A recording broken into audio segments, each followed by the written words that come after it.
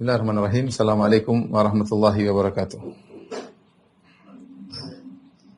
Alhamdulillahi ala ihsani wa syukru lahu ala taufiqihi wa amtinani. Asyhadu an la ilaha illallah wahdahu la syarika lahu ta'ziman li sya'ni wa asyhadu anna Muhammadan abduhu wa rasuluhu da'ila ridwani. Allahumma salli alaihi wa ala alihi wa ashabihi wa ikhwani.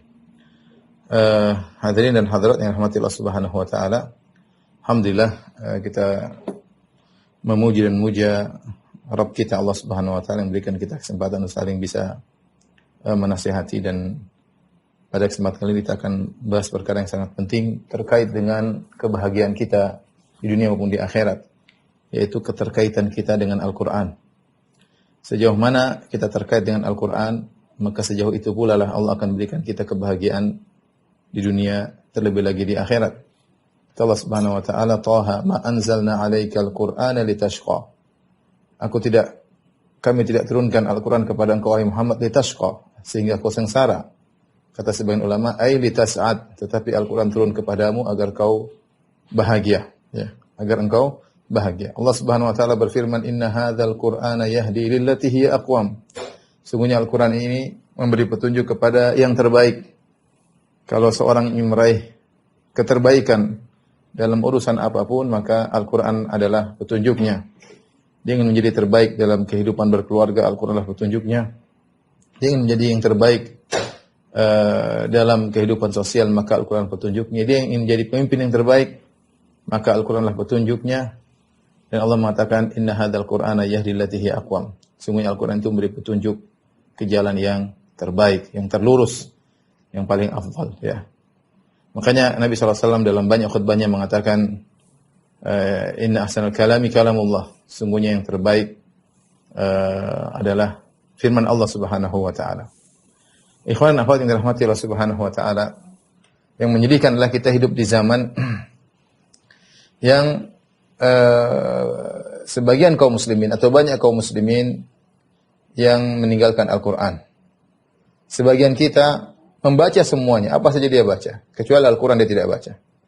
Mau bicara olahraga dia baca, politik dia baca, kesehatan dia baca, kecantikan dia baca, ya, semuanya. Masalah virus dia baca, masalah orang gila dia baca, masalah artis dia baca. Wawasannya sangat luar biasa. Semua dia baca kecuali Al-Quran yang tidak dia baca. Kondisi sebagian muslimin demikian, ya.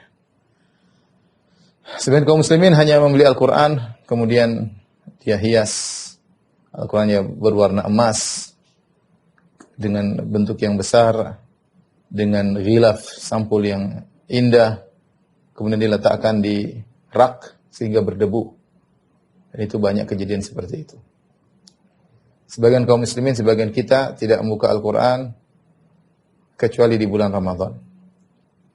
Inilah yang pernah dikeluhkan oleh Nabi kita Nabi Muhammad sallallahu alaihi wasallam, yang Allah abadikan keluhan Rasulullah sallallahu alaihi wasallam dalam surat Al-Furqan. Allah berfirman, "Wa qala ar-rasulu ya rabbi inna qaumi ittakhadhu hadzal qur'ana mahjura." Berkata sang Rasul, banyak tafsir mengatakan maksudnya Nabi Muhammad sallallahu alaihi wasallam. Yashku, dia mengeluh. Dia mengatakan, "Ya rabbi, ya Rabbku, inna qaumi ittakhadhu hadzal qur'ana mahjura." Sungguhnya kaumku menjadikan Al-Quran mahjur, yaitu ditinggalkan. Ya. Sebenarnya mengatakan perbuatan meninggalkan Al-Quran ini adalah perbuatan sangat tercela. Ada yang mengatakan termasuk dosa besar. Sampai-sampai Nabi SAW mengeluhkan hal tersebut. Dan keluhan tersebut diabadikan oleh Allah Subhanahu wa taala. Demikian juga ayat ini, ya, dalam surat Al-Furqan datang setelah Allah menyebutkan tentang penyesalan orang kafir, ya.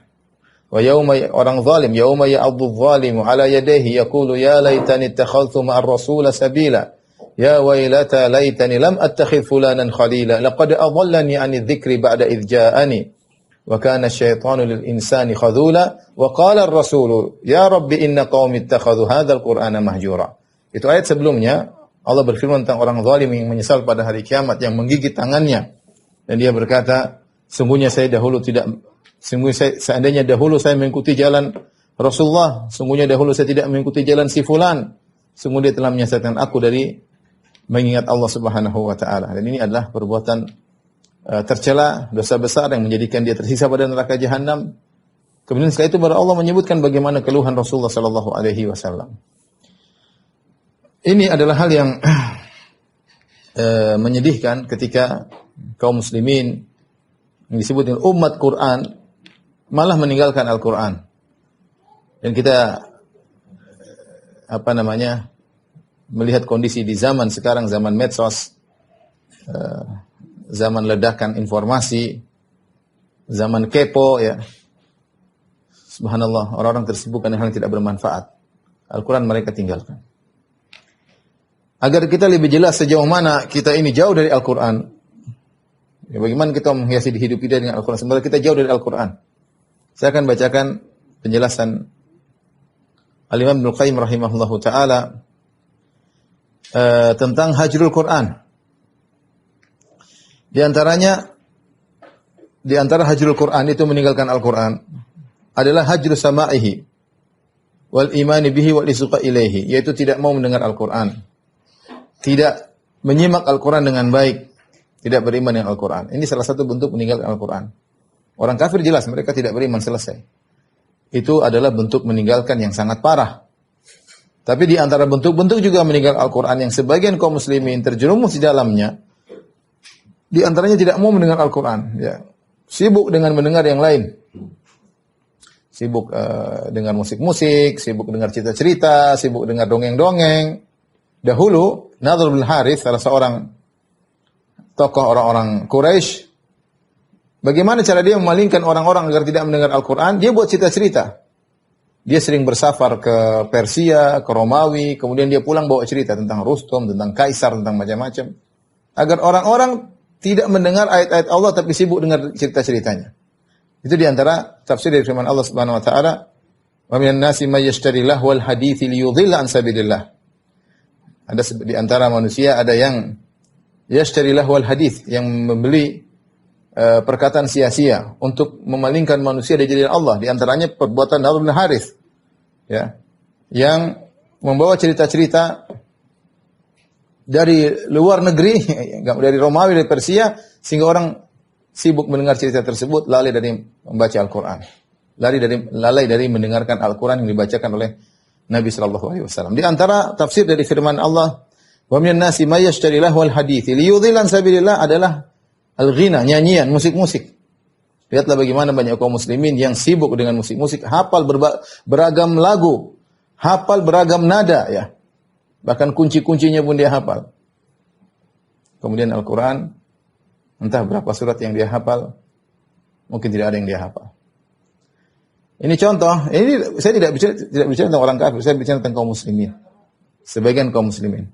Makanya di antara bentuk menghajar Al-Quran, meninggalkan Al-Quran, kata Ibnu Qayyim, adalah hajru sama'ihi wal isgha' ilaihi, yaitu tidak mendengarkan Al-Quran dan tidak serius menyimak Al-Quran. Yang kedua di antara bentuk hajar Al-Quran, hajrul amal bihi wal wukuf inda halali wa haramihi.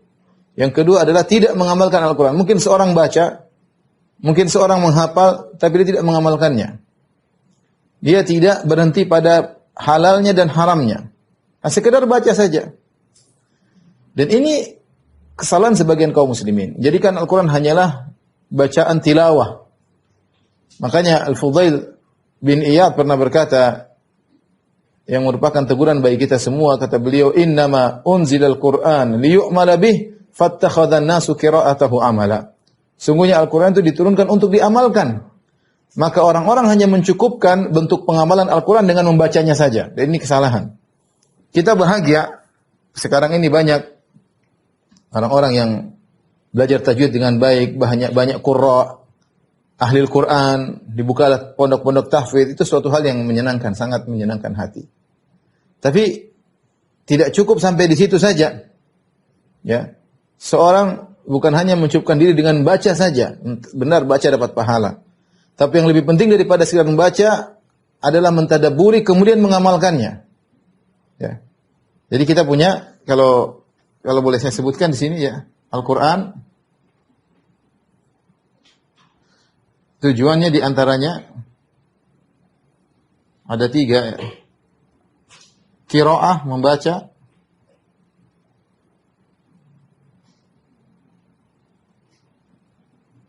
membaca atau tilawah. Kemudian yang kedua adalah tadabbur, yaitu menghayati, menghayati kandungan-kandungan maknanya dengan baca tafsirnya dan lain-lain. Dan yang ketiga adalah mengamalkan. Ini yang paling penting. Nah, ini semua adalah sarana ya. Qiraah adalah sarana untuk tadabbur dan tadabbur adalah sarana untuk mengamalkan. Yang terakhir adalah ini, adalah mengamalkan. Nah, sebagian kaum muslimin hanya mencukupkan pada poin pertama, hanya cuma sampai di sini, dan ini kesalahan. Ini yang dikatakan oleh Fudail bin Iyad rahimahullahu taala, "Innama unzilal Qur'anu liyu'mala bih." Sungguhnya Al-Qur'an diturunkan untuk diamalkan, fattakhadha an-nasu qira'atahu amala. Maka sebagian orang hanya mencukupkan dengan qiraah. Ya. Sampai kemudian sebagian berbangga-banggaan, berlebih-lebihan, sampai menyalah, sampai seakan-akan berlebih-lebihan, sampai harus baca Quran harus dengan tajwid yang terbaik, kalau tidak disalah-salahin terus, sehingga orang malas baca Quran. Sebagian orang bukannya semangat belajar, tapi malah malas ya. Al-Quran tajwid oke, tapi tidak sampai pada derajat wajib. Ya. Belajar ya, yang penting seorang baca Quran. Niat kita tujuan baca Quran adalah mentadaburi. Afala yatadabbaruna al-Quran am ala qulubin aqfaluha. Tidakkah mereka mentadaburi Al-Quran ataukah ada gembok dalam hati mereka? Afala yatadabbaruna al-Quran walau kana min 'indi ghairillahi lawajadu fi ikhtilafan katsira. Tidakkah mereka mentadaburi Al-Quran? Kalau bukan dari Allah tentu akan mereka dapati banyak perselisihan. Nah, bagaimana kita tahu bahwa Al-Quran tidak ada perselisihan? Dengan cara mentadaburi, menghayati maknanya. Bukan sekedar dibaca saja. Liyadabbaru ayatihi wa liyatadhakkaru ulul albab. Al-Quran itu untuk ditadaburi ayat-ayatnya. Inna anzalnahu Qur'anan Arabiyyan la'allahum ya'qilun. Sungguhnya kami menurunkan Al-Quran agar mereka bisa memikirkan Al-Quran tersebut. Oleh karenanya, di antara bentuk, kata Ibnu Qayyim rahimahullahu ta'ala, adalah sekedar membaca Al-Quran dan tidak mengamalkannya. Lihat bagaimana para salaf dahulu.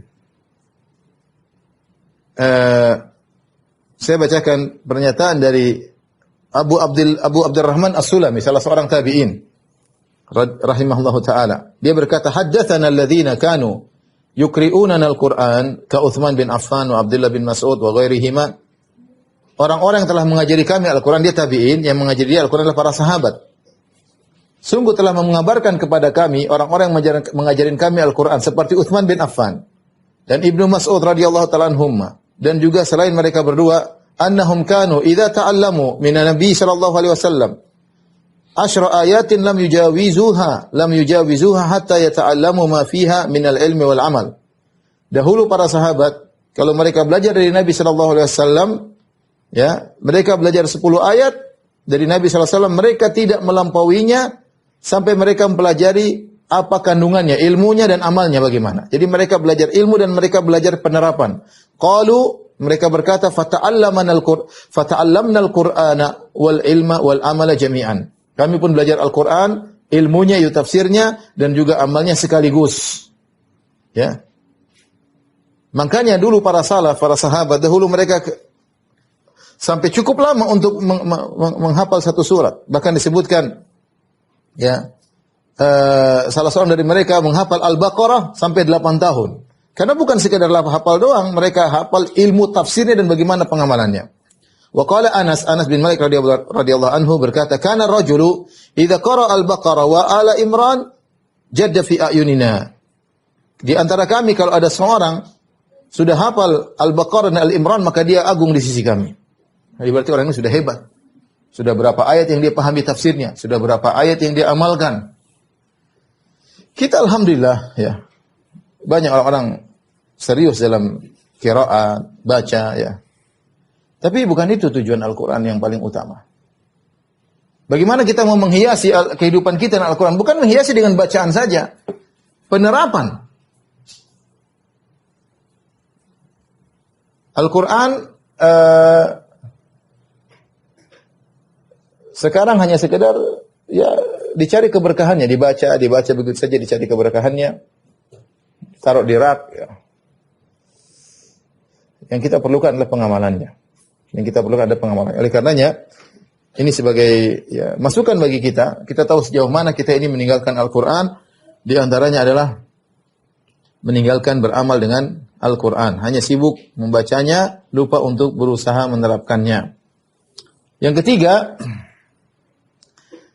di antara bentuk menghajar, meninggalkan Al-Quran adalah hajru tahkimihi wa tahakum ilaihi fi usuliddin wa furu'ihi wa i'tiqadin annahu la yufidul yaqin wa anna adillatahu lafdhiyah la tuhassilul ilma. Kata Ibnu Qayyim rahimahullahu taala, di antara bentuk menghajar Al-Quran adalah tidak menjadikan Al-Quran sebagai sumber hukum. Ada masalah tidak dikembalikan kepada Al-Quran. Banyak kaum muslimin tidak mau kembali kepada Al-Quran. Iya, Al-Quran iya. Al-Quran firman Allah, kitabullah, sumber hukum Islam, sumber hukum yang turunkan Tuhan, yang ciptakan kita semua ini, yang menurunkan Al-Quran, firmannya Tuhan. Tapi kalau ada masalah enggak pakai Al-Quran. Nyatanya demikian. Tidak percaya dengan Al-Quran. Al-Quran sudah tidak lagi relevan di zaman ini. Dengan berbagai macam dalih. Tidak sesuai dengan hawa nafsunya, sehingga dia berbagai macam cara untuk menjadikan Al-Quran sebagai disampingkan ya.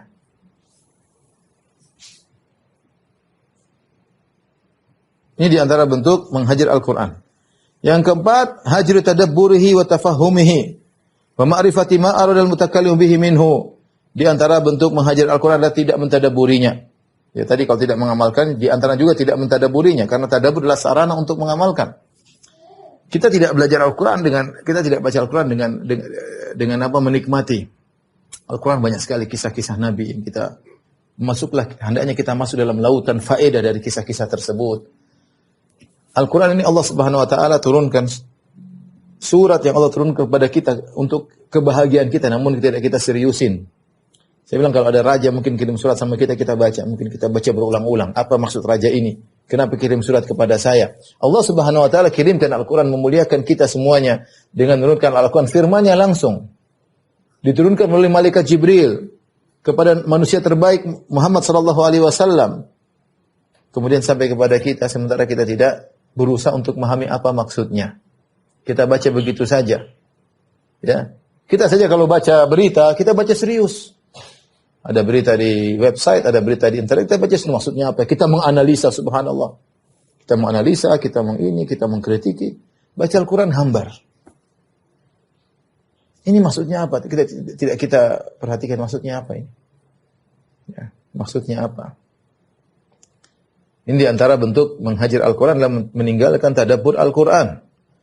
Padahal Ibnu Qayyim rahimahullah pernah berkata, qira'atu ayatin wahidatin bitadabburin wa tafahumin wa ta'aqqulin khairun min khatmah bila tadabbur wa la ta'aqqul. Atau kama qala Ibnu Qayyim rahimahullah taala. Beliau berkata, membaca Al-Qur'an satu ayat saja dalam Al-Qur'an dengan tadabbur, berusaha memahaminya, itu lebih baik daripada khatam Quran tapi sekedar baca doang tanpa berusaha memahaminya.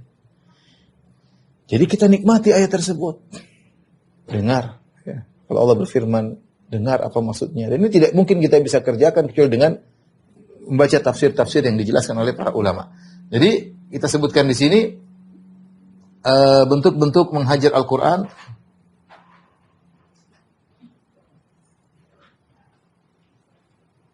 Menghajar maksudnya meninggalkan.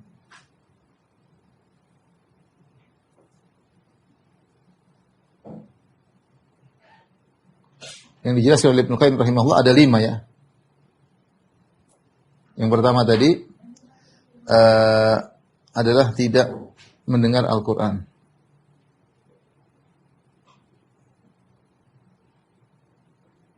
Tidak mau mendengar Al-Quran. Di antaranya termasuk tidak membaca Al-Quran. Saya katakan tadi, kita hidup di zaman yang orang bilang adalah ledakan informasi. Dan sebagian orang Masya Allah, semua dia baca ya. Masalah kesehatan dia baca, masalah politik dia baca, masalah artis dia baca, masalah kriminal dia baca, semuanya dia baca. Bahkan dia mengomentari, bahkan dia menganalisa. Al-Quran saja yang tidak baca. Al-Quran saja yang tidak dia baca. kita termasuk menghajar. Bahkan sebagian ulama mengatakan di antara bentuk menghajar Al-Quran, tidak menghatamkan Al-Quran dalam sebulan. Subhanallah. Ya, ini maksudnya, artinya sebagian ulama saking keras dalam hal ini mengatakan, orang tidak 1 bulan tidak khatam Al-Quran itu menghajar Al-Quran. Ya, tapi menghajar Al-Quran tentu bertingkat-tingkat ya. Ini tidak baca sama sekali, hari-hari lewat tidak ada 1 halaman dia baca. Hari-hari lewat tidak ada 1 lembar yang dia baca. Sementara informasi dia baca berlembar-lembar. Berseri-seri dia nonton. Yang kedua, di antara bentuk menghajar Al-Quran adalah tidak mentadaburi Al-Quran.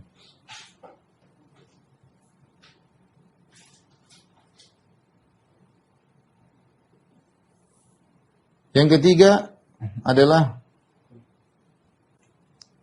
tidak mengamalkan Al-Quran.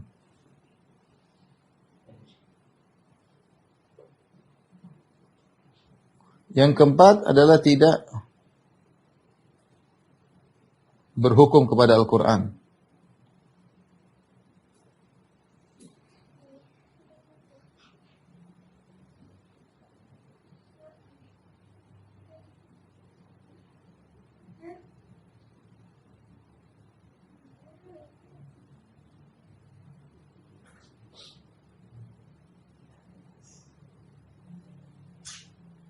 Yang kelima, Ibnu Qayyim mengatakan hajrul istishfa wa tadawi fi jami' amradil qulub.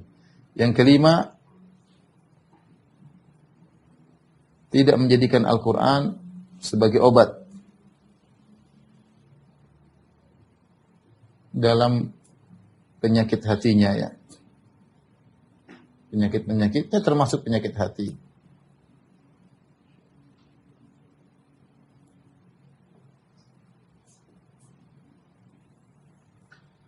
Bukankah di antara doa, yang kelima ini di antara doa yang sering kita baca, doa penghilang kesedihan. Apa doa tersebut? Allahumma inni abduk, ibnu abdik, ibnu amatik, nasiyati biyadik, madhin fiya, hukmuk adlun fiya qada'uk, as'aluka bikulli ismin huwa lak, sammaita bihi nafsak, au anzaltahu fi kitabik, au allamtahu ahadan min khalqik, au ista'tharta bihi fi ilmi al-ghaibi indak, anta ja'al Qur'ana rabi'a qalbi wa nura sadri wa dhahaba huzni wa jala'a hammi ya. Doa tersebut doa penghilang kesedihan, intinya ya Allah, aku sesungguhnya adalah hamba-Mu dan aku adalah putra dari hamba-Mu ya. Kemudian ubun-ubunku di tanganku, berlaku padaku hukum-Mu dan keputusan-Mu adalah adil bagiku ya. Aku mohon kepada Engkau dengan bertawassul dengan seluruh nama-nama-Mu ya, yang Kau menamakan dirimu dengan nama-nama tersebut. Dan Kau turunkan nama-nama tersebut dalam Al-Quran. Dan Kau ajarkan nama-nama tersebut kepada Nabi Muhammad SAW. Dan Kau simpan sebagai nama-nama tersebut di sisimu, ilmu gaib yang orang lain tidak ada yang tahu. Anta ja'al Qur'ana rabi'a qalbi. Engkau menjadikan, agar Engkau menjadikan Quran sebagai penyujuk hatiku. Wa nura sadri, dan juga cahaya bagi dadaku. Wa dhahaba huzni, ya, untuk menghilangkan kesedihanku. Wa jalaa hammi, dan untuk menghilangkan kesedihanku, gundah gulanaku. Jadi Al-Qur'an ya adalah obat. Wa unazzilu minal Qur'ani ma huwa shifa wa rahmatul lil mu'minin ya. Dan kami turunkan Al-Qur'an yang merupakan syifa, adalah obat. Di antara bentuk hajar Al-Qur'an lah kita tidak berusaha perbaiki diri kita yang membaca Al-Qur'an. Jadi tidak, kata para ulama, di antaranya kalau kita baca Al-Qur'an, niatkan untuk membersihkan hati kita. Niatkan untuk mengobati hati kita yang penuh dengan berbagai macam penyakit. Ini di antara bentuk menghajar, meninggalkan Al-Quran yang disebut oleh Ibnu Qayyim rahimahullahu ta'ala. Ya. Saya ingin coba dia.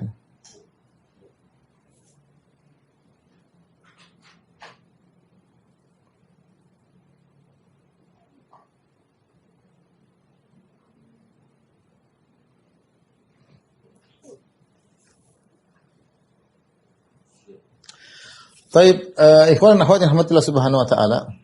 Ini sebenarnya sederhana ya. Kita tahu bahwasanya Al-Quran memiliki banyak keutamaan ya, di dunia maupun di akhirat ya. Makanya saya sering sampaikan, semua yang terkait dengan Al-Quran akan dimuliakan oleh Allah subhanahu wa ta'ala. Lihatlah bagaimana Allah subhanahu wa ta'ala memilih Al-Quran untuk diturunkan di malam yang terbaik, Lailatul Qadar. Kemudian Allah memilih Al-Quran untuk turun di bulan yang terbaik, yaitu bulan Ramadan. Semua yang berkaitan Al-Quran semuanya indah, semuanya terbaik. Malam terbaik, bulan terbaik. Allah turunkan melalui nabi, malaikat terbaik, malaikat Jibril alaihissalam, Sayyidul Malaika, pimpinan para malaikat. Allah turunkan Al-Quran melalui nabi terbaik, manusia terbaik, Nabi Muhammad sallallahu alaihi wasallam. Allah turunkan di kota yang terbaik, ahabul bilad ila Allah, kota Mekah. Ya. Semua yang tersurat Al-Quran menjadi yang terbaik. Siapa yang paling menguasai Al-Quran? Dia yang terbaik. Kata Allah, kata Nabi sallallahu alaihi wasallam, khairukum man ta'allama al-Qur'ana wa 'allamahu. Sebaik-baik kalian yang belajar Al-Quran mengajarkannya. Oleh karenanya, siapa yang belajar Al-Quran dimuliakan di dunia sebelum di akhirat. Lihat kata Nabi SAW pada sebagian sahabat, kata Rasulullah SAW, ya ummukum aqra'ukum li kitabillah. Yang menjadi pemimpin, jadi imam di antara kalian yang paling paham tentang Al-Quran. Kemudian juga ketika Nabi SAW menguburkan sebagian sahabat dalam perang Uhud, ketika itu jenazah sangat banyak sementara para sahabat letih dalam menggali lubang-lubang mayat kuburan, maka satu lubang dikuburkan 2 atau 3 orang. Ketika sahabat bertanya, ya Rasulullah, siapa yang pertama kali kami masukkan ke dalam lubang sebagai bentuk pemuliaan? Kata Nabi SAW, ya, aktsaruhum hifdzan lil Quran, yang paling banyak hafalannya yang masukkan dalam lubang terlebih dahulu. Berarti Nabi SAW mendahulukan ya orang yang hafal Quran untuk dikuburkan terlebih dahulu. Belum lagi kalau kita bicara hari kiamat kelak. Bagaimana Al-Quran akan datang sebagai pemberi syafaat bagi kita hari kiamat kelak. Kata Nabi SAW, Iqra'ul Quran, fa innahu ya'ti yawmal qiyamati syafi'an li ashabihi. Bacalah Al-Quran. Sesungguhnya Al-Quran akan datang pada hari kiamat memberi syafaat bagi orang yang bacanya. Kita jarang baca Al-Quran. Kayaknya waktu nggak ada. Sibuk apa sebenarnya kita ini? Ya. Cari nafkah ada waktu, alhamdulillah. Dunia ada waktunya. Terus masa tidak sempat baca Al-Quran meskipun setengah jam, 1/4 jam, 10 menit. Hari-hari terlewatkan, tidak satu lembar pun kita baca. Terus bagaimana? Al-Quran memberi syafaat kepada kita secara langsung. Ya'ti yaumal qiyamati syafa'an li ashabihi. Al-Quran akan datang memberi syafaat. Ini kalau kita bermasalah, Al-Quran menolong kita pada hari kiamat. Karena kita membacanya ketika di dunia. Dalam sebagian riwayat Al-Quran mengatakan, ya Rabbi mana'tuhu minan naum. Ya Rabbku, aku cegah dia dari tidur. Dia mau tidur tapi dia baca aku terlebih dahulu. Selamatkan dia. Dan kita sangat butuh syafaat pada hari kiamat kelak. Kemudian orang baca Al-Quran, surganya akan ditinggikan. Yuqalu li sahibil Quran, dikatakan kepada pembaca Al-Quran, Iqra' wartaqi warattil kama kunta turattil fid dunya fa inna manzilataka inda akhir ayatin taqra'uha. Bacalah Al-Quran. Kemudian naiklah engkau di surga. Bacalah dengan tartil sebagaimana kau baca tatkala di dunia. Sungguhnya kedudukanmu pada akhir ayat yang kau baca. Semakin seorang banyak baca Al-Quran, terutama dia mentadabburi ini mengamalkannya, maka kedudukannya semakin tinggi. Ketika kita meninggalkan Al-Quran, tidak kita baca, tidak kita tadabburi, tidak kita amalkan, hanya sekedar pajangan di rak buku, hanya sekedar berhias-hias qiraah ini, qiraah anu, ya, hanya baca dengan nada ini, nada anu, ya. Tidak memahami kandungannya, tidak membaca tafsirnya. Ya. Ini repot dalam kehidupan ya. Apalagi kalau kita tidak baca sama sekali. Ini punya dampak dalam kehidupan seseorang secara pribadi maupun keluarga, masyarakat maupun lebih luas daripada itu. Ya. Coba kalau seorang belajar Al-Quran, akan lewat dalam benaknya ayat-ayat tentang pengharaman, ini haram, ini dilarang, ini diperbolehkan, tentang agungnya tauhid, tentang haramnya zina, tentang perintah menundukkan pandangan, ya, tentang untuk menjaga diri, memiliki sifat malu, tentang adab. Dalam Al-Quran banyak sekali. Ya. Akan pengaruhi kehidupannya. Ya. Oleh karena di antara sifat Umar bin Khattab radhiyallahu taala anhu disebutkan kana waqafan inda hududillah, inda kitabillah. Umar bin Khattab itu berhenti kalau ada ayat dia pasti melaksanakannya. Dia tidak mau melewati ayat. Ketika ada seorang datang kemudian mencela Umar, dia mengatakan Umar engkau tidak adil, kau tidak berikan kami harta. Dia cela Umar padahal Umar sangat adil. Khalifah yang sangat adil, dan Umar ketika ingin marah sama orang ini, maka ada seorang menegur, membacakan ayat kepada Umar bin Khattab radhiyallahu taala anhu, "Khudhil afwa wa'mur bil 'urf wa 'arid 'anil jahilin." Wahai Umar, Allah berfirman, berpaling dari orang jahil. Ini orang termasuk orang jahil. Maka Umar waqafan inda kitabillah. Dia pun berhenti ketika ada ayat, dia tidak melanjutkan lagi. Dia tidak jadi marah. Dia berpaling dari orang jahil tersebut, ya. Kenapa Al-Qur'an tersebut diamalkan? Lihatlah sekarang bagaimana anak muda di zaman kita. Seandainya mereka menghafal ayat, "Qulil mu'minina yaghuddu min absarihim wa yahfazu furujahum." Katakanlah kepada yang beriman, tundukkan pandangan, menjaga kemaluan mereka. Tatkala yang mereka hafalkan bukan itu. Bukan ayat, tapi yang mereka hafalkan lagu-lagu yang isinya cinta-cinta, yang isinya menimbulkan hasrat, mengobarkan syahwat. Lihat apa yang terjadi perzinahan. Orang-orang buka aurat tanpa ada rasa malu, ya. Lihat bagaimana Al-Quran jika ditinggalkan dalam strata atau dalam tingkatan person-person, belum lagi dalam keluarga. Bagaimana keluarga, lihat kehidupan keluarga tanpa Al-Quran.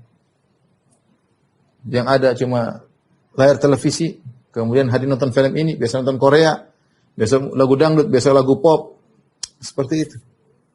Sama-sama duduk nonton sinetron. Hanya nonton lawak-lawakan, ya, tawa ketiwi. Jauh dari Al-Quran. Al-Quran ada. Bilang Al-Quran ada. Setiap orang muslim, setiap rumah muslim pasti ada Al-Qurannya. Dari mana Al-Quran tersebut? Dipajang. Sampulnya bagus.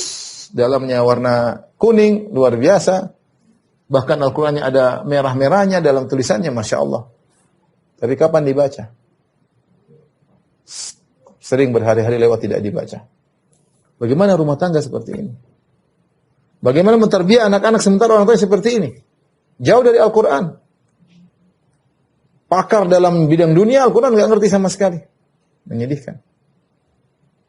Belum kalau dalam lingkupan yang lebih luas.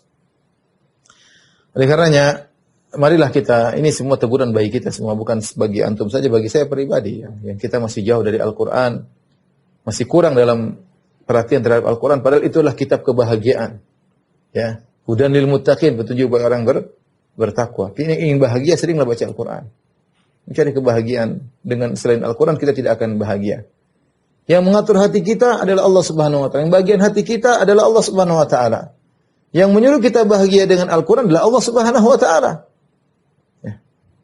Nah, kita mencari kebahagiaan bukan dengan Al-Quran. Mencari kebahagiaan dengan lelucon, dengan... Saya kemarin sempat ngobrol sama sebagian kawan. Sebagian orang cari kebahagiaan dengan hiburan-hiburan. Dengan duduk nonton orang berdongeng ketawa ketiwi, ya. Terus kalau sudah ketawa ketiwi kemudian bahagia? Jawabnya tidak. Lihat betapa banyak pelawak-pelawak yang terjerumus dalam narkoba, banyak banget. Karena cek di internet kalau ingin tahu. Mereka yang suka tertawa dan membuat orang tertawa, mereka bahagia? Jawabannya tidak. Kalau mereka bahagia, kenapa mereka terjebak dalam narkoba, ya. Jadi bukan itu cara berbahagia. Cara bahagia Anda buka Quran, istri Anda buka Quran, Anda baca Quran. Anak-anak baca Quran, itu bahagia. Renungkan satu ayat ini bicara begini, ayat ini bicara, itulah kebahagiaan. Itu bahagia. Bukan bahagia kemudian nonton sinetron, nonton drama Korea, ya.